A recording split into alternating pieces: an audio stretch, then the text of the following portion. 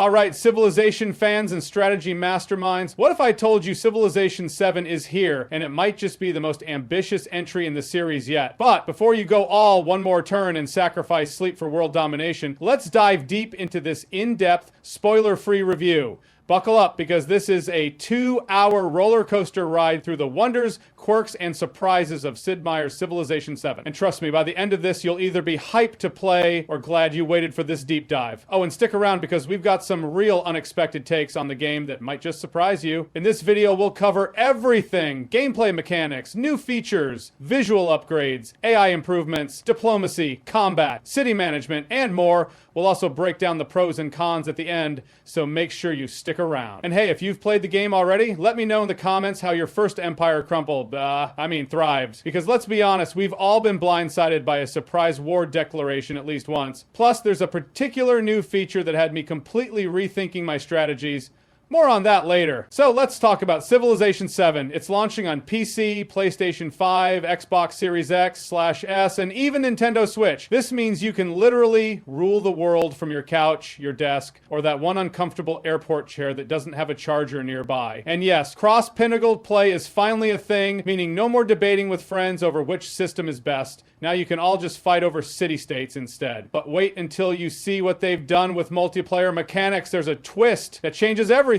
Firaxis Games is once again behind this grand strategy experience, but this time they've made some big changes. Some are fantastic, some are, let's just say, controversial. But don't worry, we're breaking it all down so you can decide if this Civ is worth your time. From city expansions to AI tweaks, from military strategy to diplomatic mind games, this game has taken some risks, and we'll find out if they've paid off. And trust me, some of these changes are going to spark some heated discussions in the Civ community. Let's get into the meat and potatoes, or tofu, if that's your vibe, of Civilization VII. The core mechanics of turn-based strategy remain, but here's what's different. 1, the city expansion overhaul gone are the days of perfectly square cities. Now, cities evolve more organically, adapting to terrain in ways that actually matter. Hills make your defenses stronger. Rivers bring prosperity, and deserts, well, they still kind of suck, unless you're building Petra. Now, districts play a larger role, with adjacency bonuses feeling more impactful than ever before. Managing your city's growth isn't just about expansion anymore, it's about efficiency, resource management, and planning long-term strategies. Plus, urban sprawl is now a real challenge. Neglect your infrastructure, and your once thriving city could become a logistical nightmare. Now have distinct personalities that evolve over time based on your actions. No more random friendships that turn into betrayals 5 turns later, unless you're dealing with Montezuma. That guy still has trust issues. The AI also adapts to your play style better than before, recognizing your strengths and weaknesses and making calculated moves to counter you.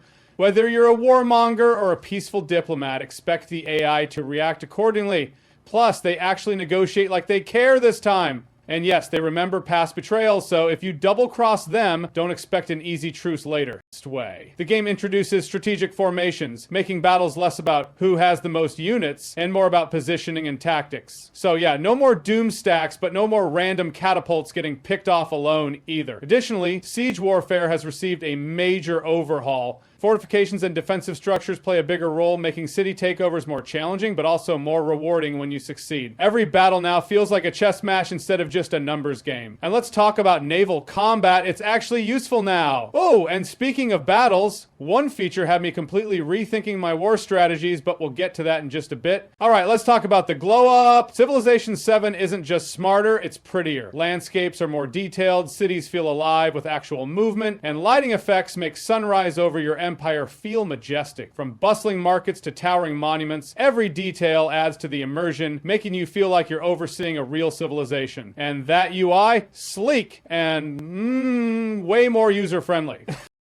And the soundtrack? Oh man, it's the kind of music that makes you want to stand up, place your hand over your heart, and declare yourself supreme ruler of the couch. Each civilization has its own evolving theme that changes as you progress through the eras. Absolute chef's kiss. And let's not forget the new voiceovers for leaders. Some are so convincing that you'll feel like you're actually negotiating with a historical icon. Diplomacy has always been civilization's wild card. One minute, Gandhi's all peace and love, and the next, he's nuking your capital. In Civ 7, interactions feel more natural. Alliances actually mean mean something, and leaders remember past betrayals. Yes, they hold grudges now. So no more scamming the AI for free stuff before stabbing them in the back. Trade agreements are also deeper, allowing for more complex negotiations that can truly impact your strategy. And, of course, espionage has seen some upgrades. Let's just say spies are a lot more fun to use now. But let's just say one particular AI decision I saw was questionable. More on that in a minute. Pros and cons. Pros, better city expansion and terrain importance, more dynamic diplomacy and smarter AI, beautiful visuals and immersive soundtrack, tactical combat with new formations, more customization options for game rules, in-depth trade systems that add a new layer of strategy, multiplayer mechanics that shake things up. Cons,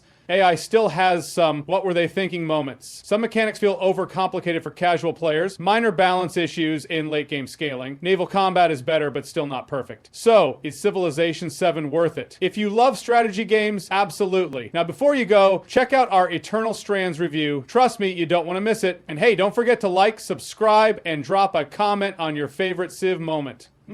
Until next time, happy conquering.